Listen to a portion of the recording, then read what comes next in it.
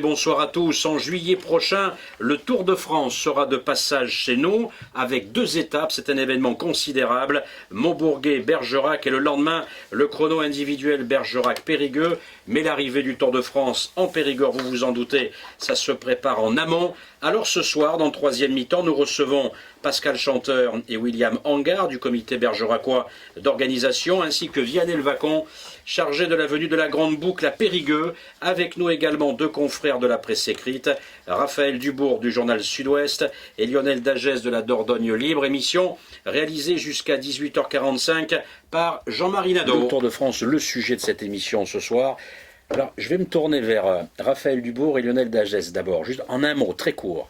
Raphaël Dubourg et Lionel, quand vous avez appris que le Tour, tout le monde le savait, c'était dans les tuyaux, mais quand vous avez eu vraiment l'annonce officielle, le Tour va s'arrêter 2 jours en Dordogne, quelle a été votre réaction d'homme et de journaliste? Ça va être chargé. De journaliste, ouais. Pour journaliste, ça va être chargé. Ouais. Mais c'est très bien pour... Il n'y a rien de mieux pour faire la publicité entre guillemets d'un département que le Tour de France, de toute façon. Donc, je crois que Pascal l'a dit, mon collègue Julien Coutenceau dans nos colonnes. C'est vrai que comme office de tourisme, le Tour de France, on peut difficilement faire mieux pour un département. C'est une vitrine exceptionnelle. William Hangard, Pascal Chanteur et Vianney Vacon vont répondre maintenant à vos questions, messieurs. Alors, tout d'abord, comment s'organise le travail? Je parlais d'un comité d'organisation bergeracois et d'un comité d'organisation pour Périgueux, mais vous travaillez, si j'ai bien compris, main dans la main, vous n'êtes pas là par hasard ce soir. Comment ça s'articule? Est-ce qu'il y a des réunions qui existent? Est-ce qu'elles ont déjà eu lieu? Comment tout cela est-il orchestré? C'est beaucoup de travail. Donc, il tombait de sens de mettre en place un comité avec des gens compétents, parce que bénévoles, compétents, ce qui est totalement faisable. Et donc, ce comité d'organisation a vu le jour dès le lendemain de la présentation officielle qui a eu lieu au mois d'octobre. Et à partir de là, on s'est mis au travail. Comment les choses s'articulent, encore une fois, entre Périgueux et Bergerac? J'avais dit un peu sous forme de boutade récemment, c'est que enfin Périgueux et Bergerac sont réunis et on travaille main dans la main. Je crois que Pascal l'a dit et je voudrais vraiment vous remercier Monsieur le Président et remercier aussi Pascal avec la part éminente que tu as pris. Xavier, tu l'as dit, effectivement Pascal a été un des grands coureurs français, il faut le dire. C'était un des animateurs du peloton, donc moi je l'ai regardé à la télé, maintenant je travaille avec lui et c'est véritablement un plaisir. C'est véritablement un plaisir. Parce que effectivement, depuis le mois d'octobre, alors chacun avec nos spécificités, nos amis bergeracois accueillent 2 jours le Tour, nous on l'accueille qu'une journée, chacun avec nos spécificités, on travaille aussi ensemble et dans un esprit d'équipe. Et d'ailleurs, dès demain, on a aussi une réunion de travail avec le département, avec le conseil général. Et c'est ce que vous dites, messieurs, c'est le plus bel événement du monde. Il a lieu tous les ans. Eh ben, faut qu'on en profite au maximum. Et je crois que c'est que du plaisir et que du bonheur. Combien de personnes dans le Bergeracois derrière votre comité? Et quel est le but de ce comité d'organisation? Il faut faire monter la mayonnaise, j'allais dire. Voilà, tout Alors, à comment fait. la faire monter la mayonnaise? Alors, le comité a été créé, comme disait Pascal. On a énormément de bénévoles. Ça téléphone, ça envoie les mails et tout ça pour venir justement au comité. On est un comité on est une vingtaine de personnes. Et dans ce comité, des commissions ont été créées bien spécifiques, type le terroir, la communication, le marketing, pour mettre en valeur le Bergeracois, Périgueux, la Dordogne. Ça, c'est très important. Alors, c'est vrai qu'en préparant cette émission tout à l'heure, je me disais, mais finalement, le Tour de France, c'est une telle vitrine, c'est une telle armada qu'on peut très bien se laisser porter par l'événement. On sait que les retombées sont considérables. Voilà, mais en fait, vous, Pascal Chanteur, vous dites avec William Hangard et Vianney Vacon, non, ça ne suffit pas. Il faut qu'on profite de l'événement et qu'on fasse encore une fois monter la mayonnaise. Comment la faire monter? Non mais le Tour de France, il va venir à Bergerac. D'une manière ou d'une autre, il sera là. Alors on peut le regarder passer, voilà, ou on peut monter dans le train et créer de nouvelles choses, de mettre en valeur notre savoir-faire. Ouais. Et Dieu sait qu'on en a. Nous devons tous être fiers d'accueillir le Tour de France. Tout à l'heure, je le disais et je le dis souvent, le Tour de France, c'est le meilleur office de tourisme de France. C'est pas pour rien que le Tour de France, c'est l'un des monuments nationaux. Tout à l'heure, vous l'expliquiez, le plus grand événement, mais il faut donner des chiffres. 190 pays retransmettent le Tour de France. 190 pays. 3,5 milliards de téléspectateurs. plus de 15 millions de spectateurs sur le bord des routes. Voilà ce qu'est le Tour de France. Donc à partir du moment où on a dit ça, on a deux choix. Moi je vais parler un peu pour Bergerac parce que on vit ça, mais Périgueux est dans la même situation que nous. Qu'est-ce qu'on doit faire pour promouvoir notre pays, notre terroir, notre savoir-faire, nos valeurs, notre gastronomie? Et Dieu sait qu'on n'a peut-être pas spécialement le besoin d'en faire, mais on est dans un contexte mondial. Aujourd'hui, il y a deux solutions. Soit on prend une société de communication qu'on va payer des millions, soit vous faites vous-même. Ou soit, eh bien, on essaye de trouver des arguments différents, on essaye de trouver des solutions différentes. Et le Tour de France, parce que souvent, je lis, je vois ce qui se dit. Qu'est-ce qu'on met en avant? On met le coût. Mais quel est le coût? Mais justement, j'allais vous poser la question. Et c'est pas comme ça qu'il faut poser la question. C'est qu'est-ce que ça nous rapporte? Qu'est-ce que ça nous rapporte? Alors, d'accord, mais d'abord, quel est le coût? Et ensuite, vous nous direz ce que c'est. Moi, je suis très clair. Oui, voilà, le coût, par exemple, pour la ville de Bergerac, c'est 160 000 € pour avoir une arrivée et un départ. Et à Périgueux? 90 000 hors taxe. 110 000 TTC. Voilà. Donc, une fois qu'on a dit ça, la ville de Bergerac, c'est une chose. Mais on va être aidé, on va être accompagné par le conseil général qui va travailler auprès de nous. C'est ce que vous disiez. Mais bien sûr, on a le conseil général. Nous, en l'occurrence, pour Bergerac, on a la communauté d'agglomération. Bon, ça, c'est une première chose. Mais les retombées. Moi, j'en parle parce que je connais très bien le maire de Luchon.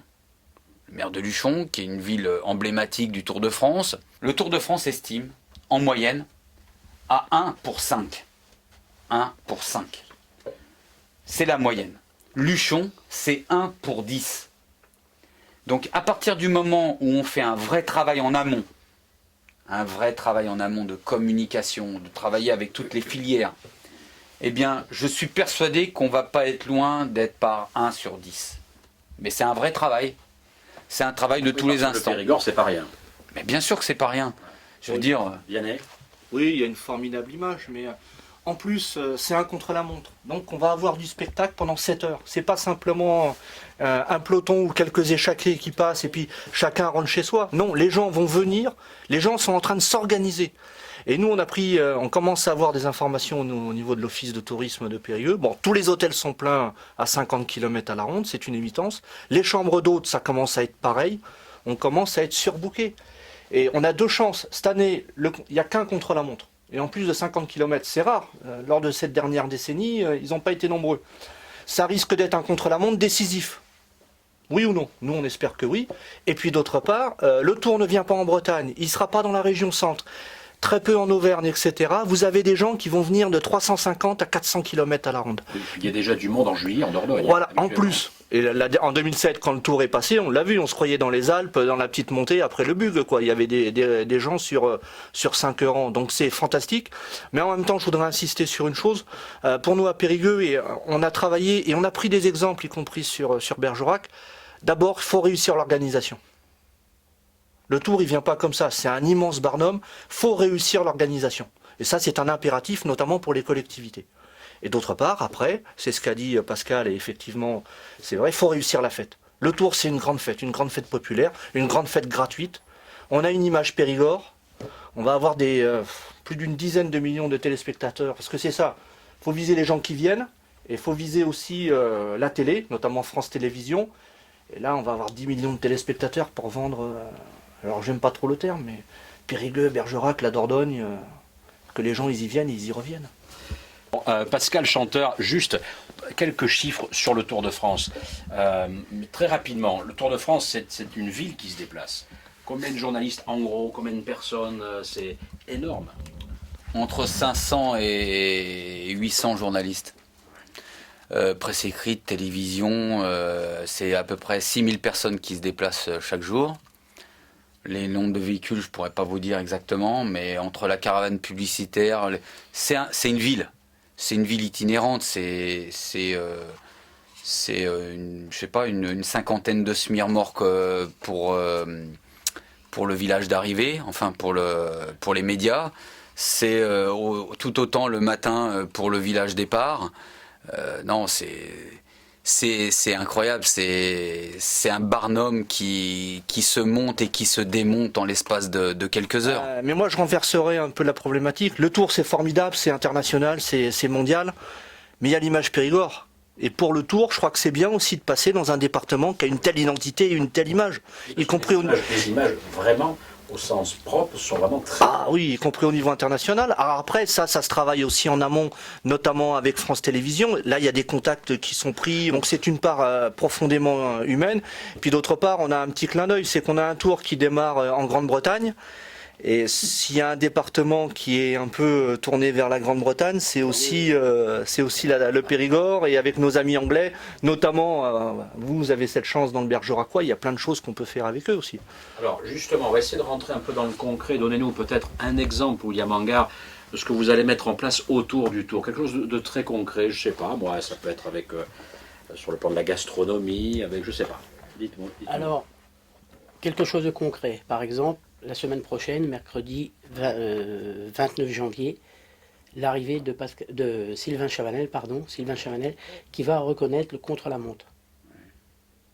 Donc ça sera mercredi après-midi, Pascal, si je ne me trompe pas. 2 autres coureurs professionnels vont l'accompagner, Pierrick Frédégo et Michael Delage. Donc ça, c'est un événement déjà important, Pascal va le confirmer. Et aussi la fête du vélo, qui va s'appeler la balade populaire, qui sera le 31 mai, en relation entre Bergerac et Périgueux. Oui, parce que vous allez faire, entre guillemets, mousser ce contre-la-montre individuel. Tout à fait, c'est vous le allez but. le vendre, là aussi, entre guillemets, j'aime pas trop non plus l'expression. Voilà, c'est pas... Alors, en revanche, Pascal Chanteur, voir quelqu'un comme Sylvain Chavanel, et sans oublier Michael Delage, reconnaître le contre-la-montre entre Bergerac et Périgueux, mais ils vont tous y passer. Alors, ça va se savoir pour certains, ça sera peut-être plus discret pour d'autres, mais ils vont tous venir regarder le parcours. Le but, c'est de le savoir pour tous. Donc là, il va falloir être bon. Mais ça va être compliqué pour certains. Ah, et on verra les meilleurs. C'est un peu la compétition aussi. Non, mais voilà, William l'a dit très très très justement, et vous l'avez dit aussi, il faut mousser, il faut faire mousser. Vous parliez tout à l'heure, on parlait du terroir. Il va falloir qu'on travaille avec les filières du Périgord, que ça soit la noix. Comment ? Quel accueil vous recevez quand justement vous contactez déjà certaines filières Quand on rencontre les gens, mais les gens sont enthousiastes. Les gens sont enthousiastes. Et qui plus est, que ça va véhiculer une bonne image de leur terroir, de leur pays, de leur ville, de leur village. Moi, je vais vous dire, je rencontre Villain-Blard, les gens de Villain-Blard, mais vous pouvez pas savoir. Ils rayonnent quand on les regarde. Ils rayonnent. Est-ce qu'on peut imaginer, par exemple, Yann Elvaco, que des chambres consulaires, chambres d'agriculture, chambres de métier, se joignent à vous pour organiser des choses en parallèle? Bien sûr, c'est en train de se mettre en place et on voit que même le monde, c'est la fête de tous. Donc c'est la fête des collectivités publiques, parce que c'est motivant de faire ce genre de choses, y compris pour les agents qui y travaillent. C'est motivant pour le privé, parce qu'il va y avoir plein de choses qui vont se mettre en place. Et dans le privé, il y a le monde économique, bien entendu. C'est une formidable vitrine pour le monde économique. Et dans la situation que l'on vit, c'est un peu une bouffée d'oxygène. Et puis tout le monde va avoir envie de se montrer. Et puis je le répète, c'est un spectacle de 6 à 7 heures. C'est énorme. Donc là, il y a plein de choses à faire. On commence à être sollicité. Puis je crois qu'il faut aussi libérer les énergies et puis faire en sorte que les gens ils s'investissent dans le Tour à leur façon. Et puis nous, au niveau des comités d'organisation, on est peut-être aussi là pour tout simplement les aider, leur fournir des petits moyens pour s'éclater. J'ai une petite question, est-ce que la société organisatrice du Tour de France vous laisse carte blanche? Ou est-ce qu'il y a des je sais pas, un cadre, des choses à faire? Cahier des charges. Un cahier des charges, tout à fait. Alors William Hangar. William, vas-y. ASO, pour les nommer. Bien sûr, on a carte blanche, mais on se réfère à ASO. Il y a certaines choses qu'on peut faire, d'autres qu'on ne peut pas faire. Par exemple, pour le village départ, là c'est ASO qui a la main, ou est-ce que les communes peuvent faire des choses? Alors, je sais pas Il faut savoir qu'en matière d'organisation et d'événementiel sportif, le cahier des charges qu'on regarde tous, c'est le cahier des charges ASO. Même les Américains nous l'envient en termes d'organisation. Donc après, il faut se le dire, il y a un cahier des charges qui est relativement contraignant, ce qui est normal. Mais ensuite, il y a des possibilités, on peut travailler. Et ASO n'est pas bête, hein. Ils ont aussi besoin des collectivités pour se développer. Donc il y a une certaine souplesse, et c'est ce que disait William en fait. On travaille avec eux, on travaille en bonne intelligence, et il y a des choses qui sont possibles. Lionel Dagès, il est déjà 18h43, Justement, il y a quelque presque chose 30 secondes. qu'on n'a pas énormément appuyé, c'est que ce contre-la-montre sera la dernière étape avant l'arrivée sur les Champs-Élysées. Le tour va peut-être se jouer là. Qui va gagner le tour du coup? Alors là, Pascal Chanteur. À Pascal, il faut débrouiller. Qui va gagner le tour? Il y a des protagonistes à ce Tour de France. Je pense que ça va être une formidable bagarre. Je veux dire, Froome va être là pour remporter son 2e Tour de France. J'ai ouï dire que Bradley Wiggins va être là aussi. Contador va avoir envie de pouvoir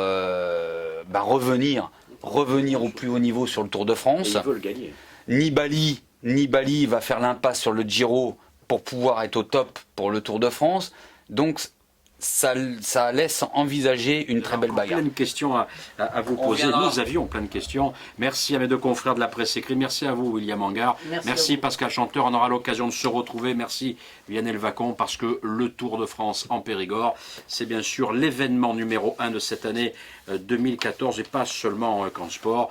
Et dans nos rédactions respectives, on en reparlera inévitablement. Merci beaucoup. Le vainqueur, c'est le Périgord. Et le vainqueur, c'est le Périgord, on est bien d'accord.